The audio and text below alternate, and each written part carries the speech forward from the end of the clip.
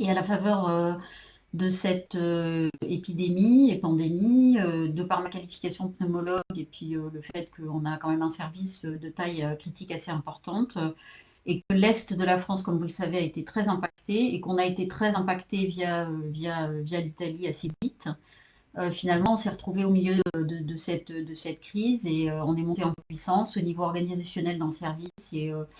Et moi, je me suis entre guillemets adaptée à une situation pour finalement découvrir tout un monde que je vais essayer de vous expliquer.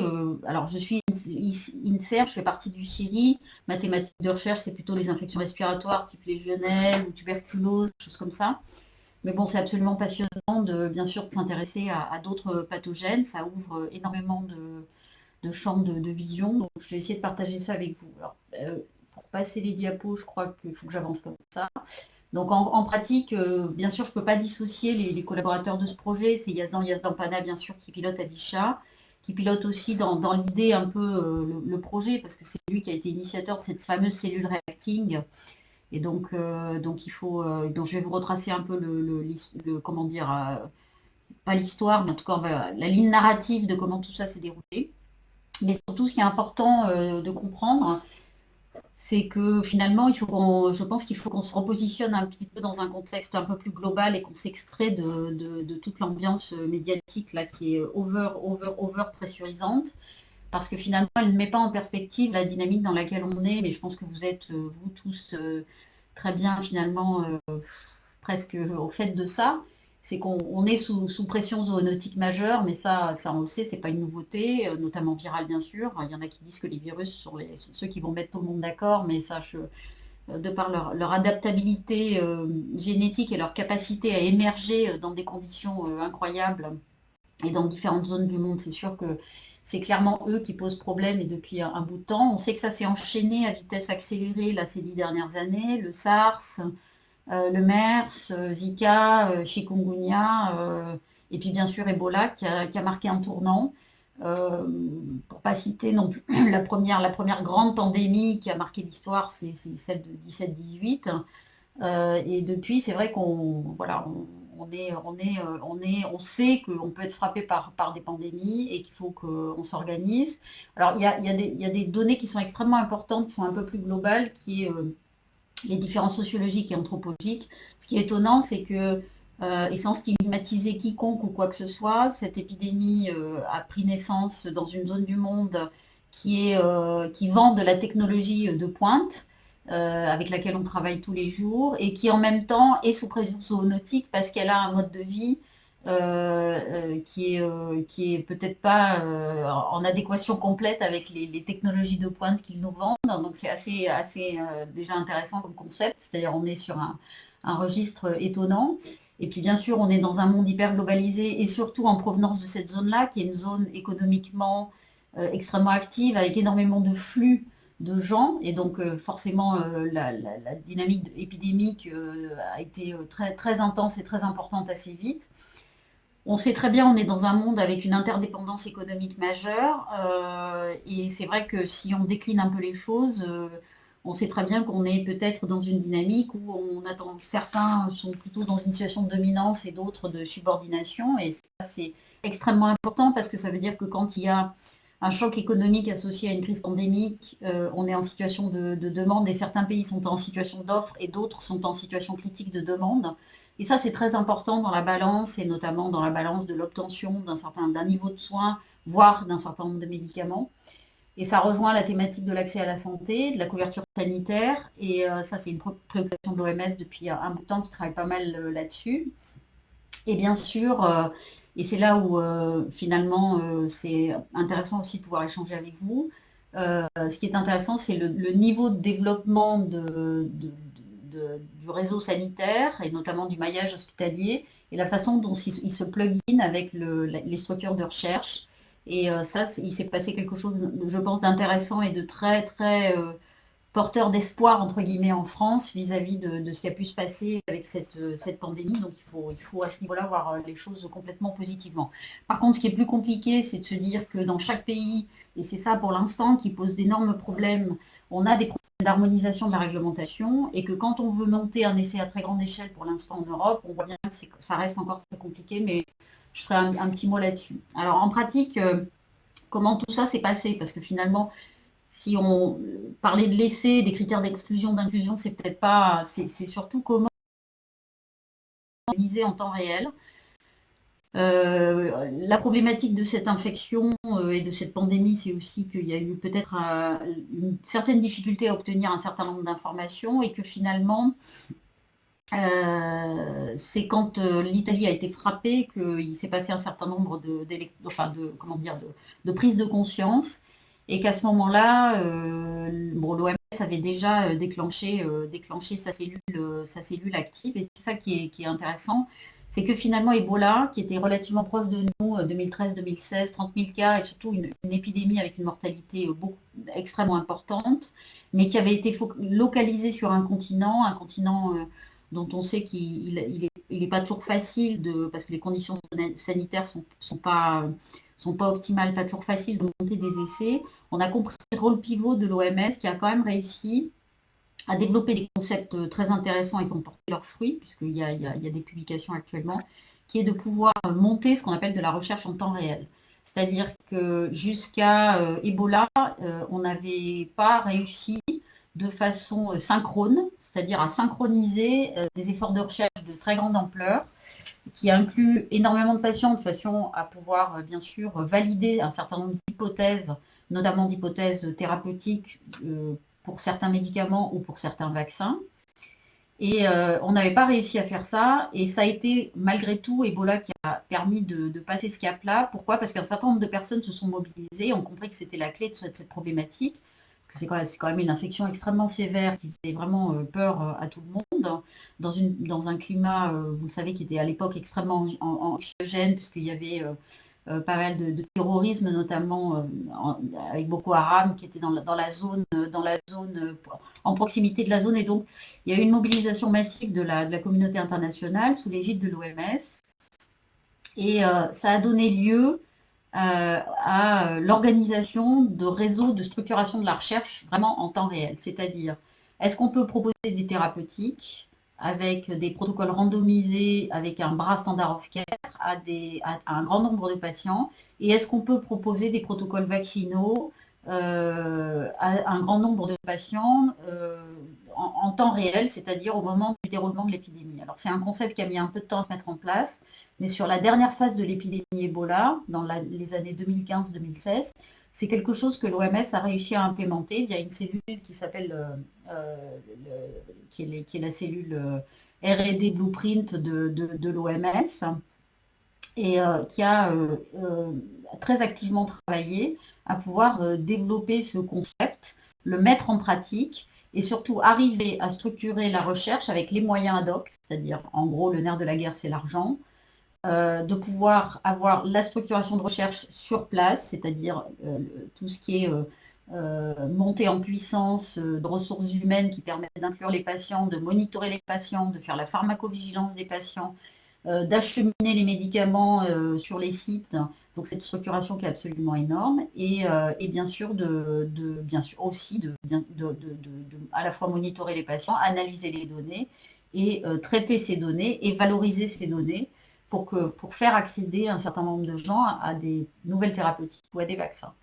Donc le fruit de ces efforts-là, c'est ce papier du New England paru en 2019, qui est paru tardivement, mais qui a été le seul essai randomisé contrôlé mené lors de l'épidémie Ebola. Donc si on y réfléchit, c'est une épidémie qui a duré 3 ans.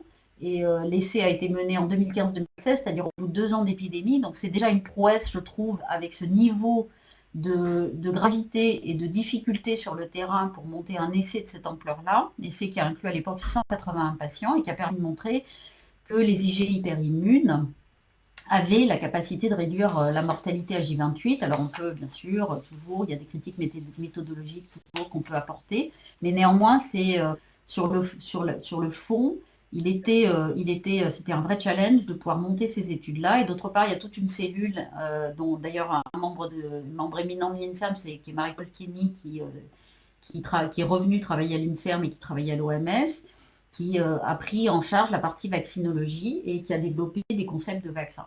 Donc c'est un peu autour de ça en fait qu'on s'est appuyé.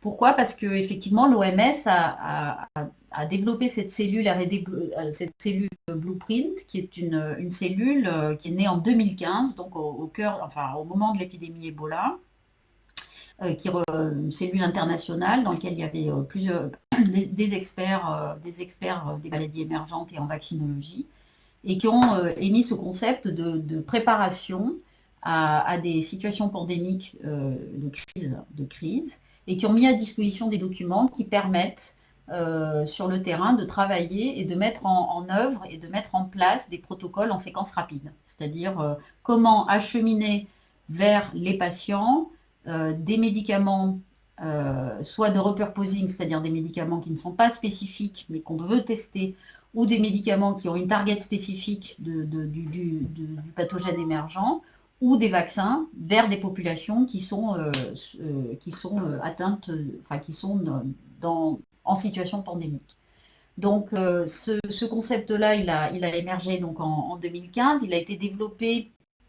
Et au début, en fait, le cœur de leur travail, ça a été de se focaliser sur un certain nombre de pathogènes, dont faisait pas partie à l'époque le coronavirus.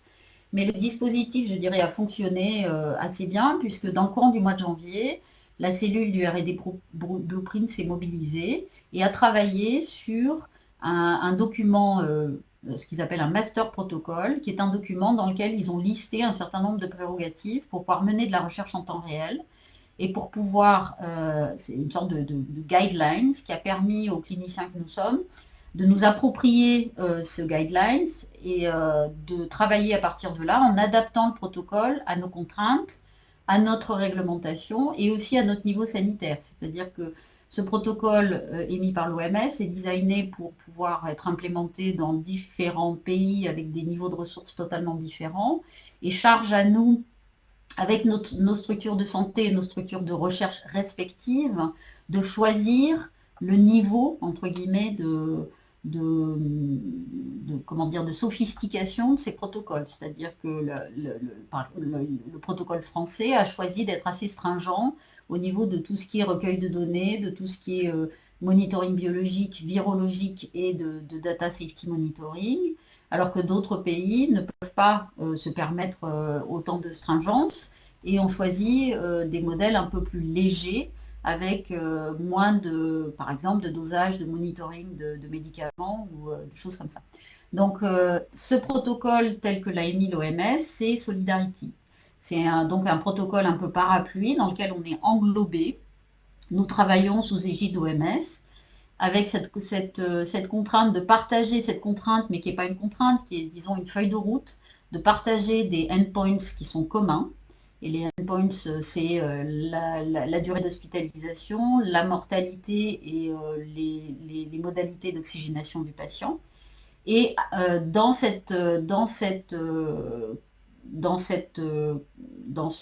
sur cette plateforme commune, on a rajouté, nous, un certain nombre d'autres endpoints, parce que, entre guillemets, en France, on a la capacité de pouvoir monitorer mieux et plus les patients, notamment avec toute la partie virologique, la partie imagerie, avec les scanners, la partie notamment pharmacocinétique et pharmacodynamique, pharmacogénétique, génétique tout court, enfin il y a pas mal de choses qu'on a rajoutées.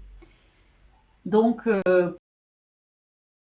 étonnant parce qu'on n'est pas habitué à travailler dans une temporalité telle que celle-là, c'est-à-dire à un moment tout s'arrête, le 12 mars, vous le savez, on est rentré en confinement, nous on était déjà très impactés à l'hôpital et déjà en situation de crise depuis déjà, on va dire, je ne me souviens plus, mais peut-être un mois à peu près, et déjà en situation d'alerte, et donc la question c'était de pouvoir organiser la structure de prise en charge et de soins, la plateforme de soins sur laquelle on travaillait, tous autant qu'on était, y compris bien sûr Yazdan Pana à Paris, enfin tous les gens qui étaient motivés et intéressés par le fait de se mobiliser, à la fois faire cette transformation en temps réel et d'autre part pouvoir travailler en parallèle sur ce protocole, avec l'idée qu'on avait le soutien de l'INSERM qui a été d'emblée très fort et très présent, et vraiment c'est super d'avoir eu cette structure comme ça qui a été si aidante. et qui nous a beaucoup soutenus. Et l'idée, c'est qu'on était dans cette temporalité très bizarre de prise en charge de patients en situation aiguë, où on découvre un peu la maladie au fil de l'eau, avec des caractéristiques, parce qu'évidemment, les infos n'ont quand même pas été faciles à récupérer. Et les premiers papiers sont sortis courant février, comme vous le savez.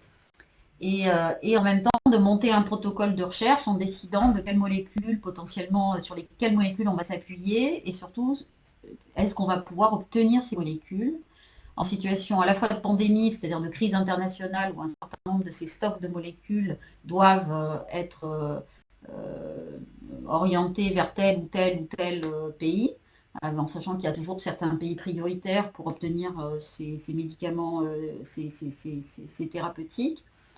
Et d'autre part, les acheminer en sachant que l'idée, c'était de faire un protocole multicentrique de très grande envergure, en sachant que tout le pays était en lockdown, c'est-à-dire avec beaucoup de difficultés pour acheminer les médicaments.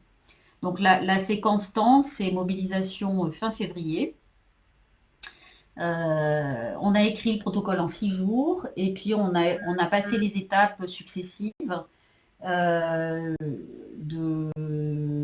bien sûr de l'ANSM et du CPP, et c'est comme ça qu'on est arrivé à monter ce protocole et que le premier patient a été inclus le 22 mars.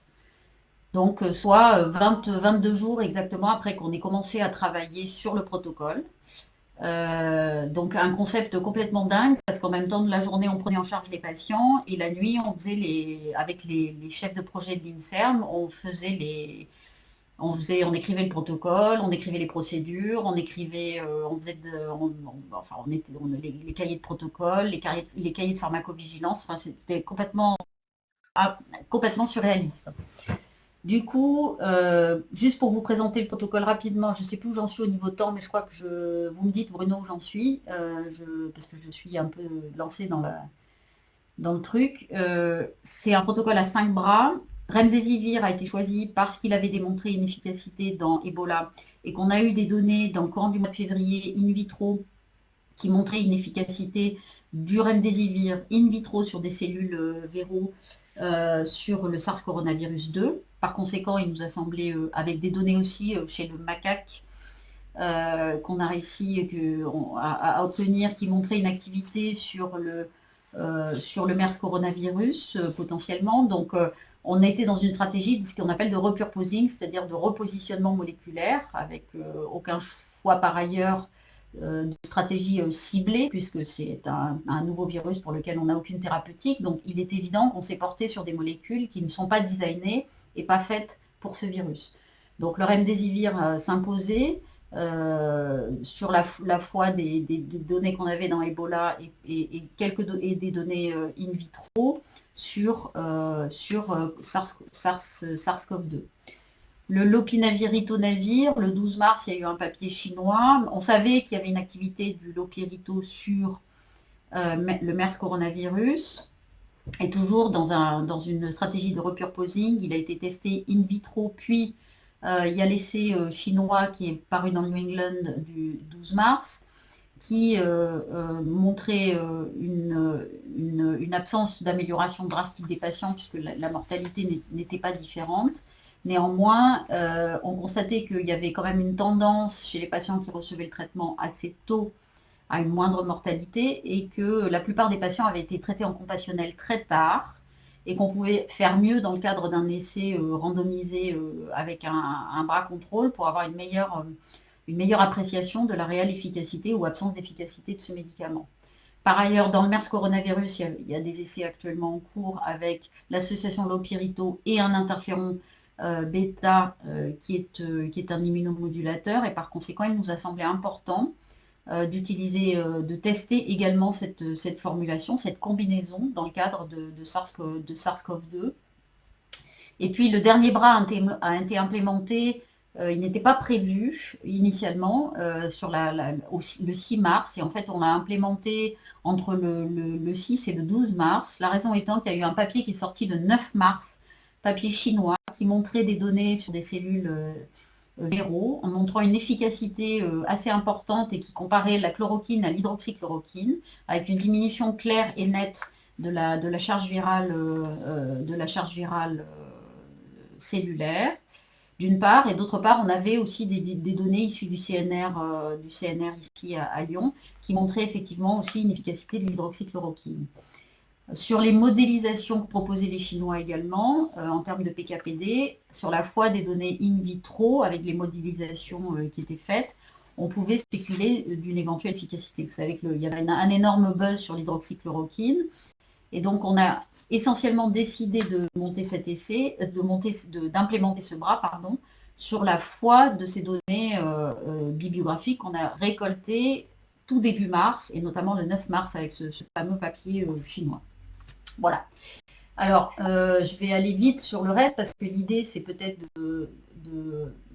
Bon, c'est un protocole, donc ce qui est très important pour nous, c'est le bras standard of care, qui est absolument fondamental parce qu'il est évident qu'en utilisant des molécules dont l'efficacité n'est absolument pas démontrée et dont la tolérance non plus n'est pas démontrée, c'est-à-dire la tolérance sur le long terme, à 10 jours pour l'hydroxychloroquine ou 14 jours pour l'opinavir, ritonavir, dans le contexte bien sûr de l'infection virale qu'est le SARS-CoV-2, on n'a quasiment aucune donnée, même si on connaît très bien ces molécules, par exemple l'opérito avec le VIH.